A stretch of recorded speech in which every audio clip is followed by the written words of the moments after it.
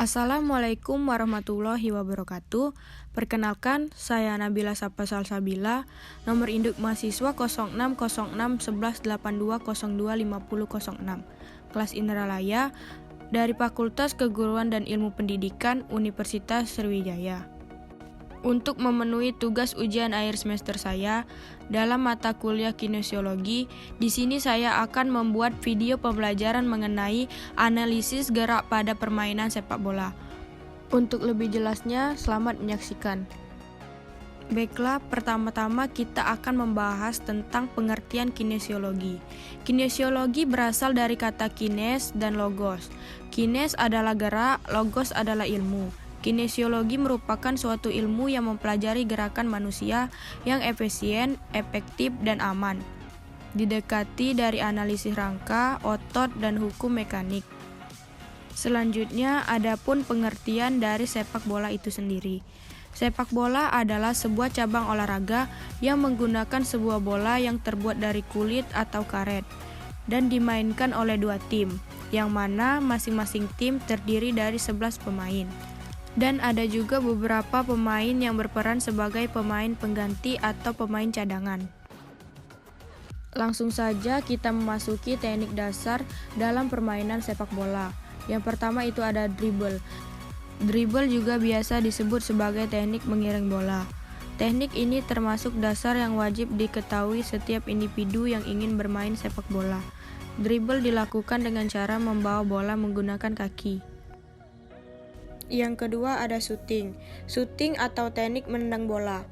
Teknik ini juga penting dikuasai seorang pemain bola, karena tujuan dari permainan ini sendiri adalah menyerang bola ke gawang. Yang ketiga ada passing. Passing merupakan teknik mengoper bola, karena sepak bola mementingkan kerjasama tim. Teknik ini akan berguna dalam menembus pertahanan lawan. Yang keempat itu ada teknik mengontrol bola. Teknik mengontrol bola dalam permainan sepak bola merupakan cara untuk menghentikan bola dalam permainan sepak bola yang biasa disebut dengan kontrol.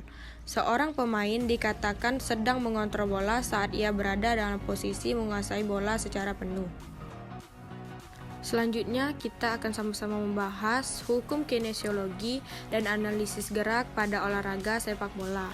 Yang pertama ada hukum Newton 1 yang berbunyi jika resultan gaya yang bekerja pada benda yang sama dengan 0, maka benda yang mula-mulanya diam akan tetap diam.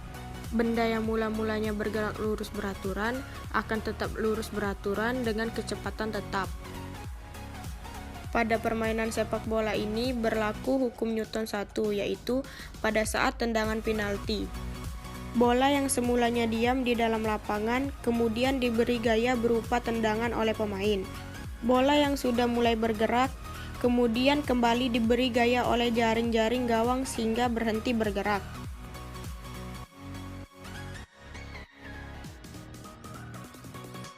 Selanjutnya adapun hukum Newton 2 yang berbunyi percepatan dari suatu benda akan sebanding dengan jumlah gaya yang bekerja pada benda tersebut dan berbanding terbalik dengan masanya. Pada permainan sepak bola, adapun hukum Newton 2 yang berlaku, yaitu ketika kamu menggocek bola, sebetulnya ada gaya dorong yang kamu lakukan kepada bola, sehingga bola tersebut bisa melaju bersamaan dengan badan kamu yang bergerak melewati lawan.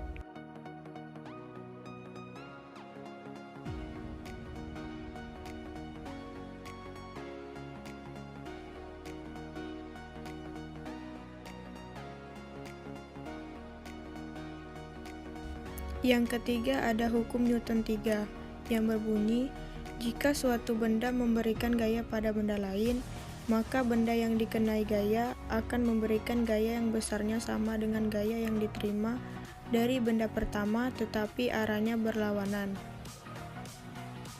Pada permainan sepak bola berlaku juga hukum Newton 3, yaitu ketika bola bergerak ke arah kamu, lalu kamu naruh kaki di arah bola itu berjalan, maka bola itu akan berhenti tepat di kaki kamu.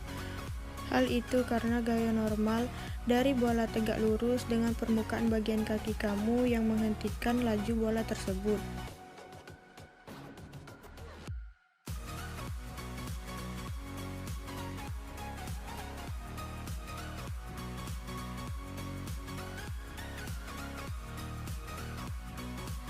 Selanjutnya ada hukum pengungkit atau tuas satu.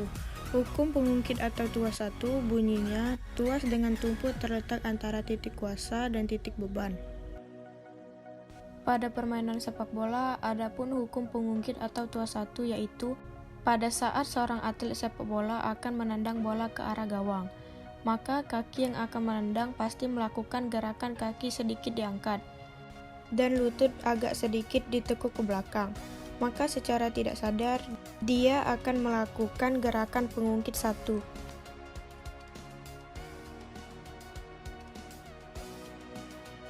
Yang kedua ada hukum tuas atau pengungkit dua, yang berbunyi, tuas atau pengungkit jenis golongan kedua merupakan tuas dengan titik beban yang terletak antara titik tumpu dan titik kuasa.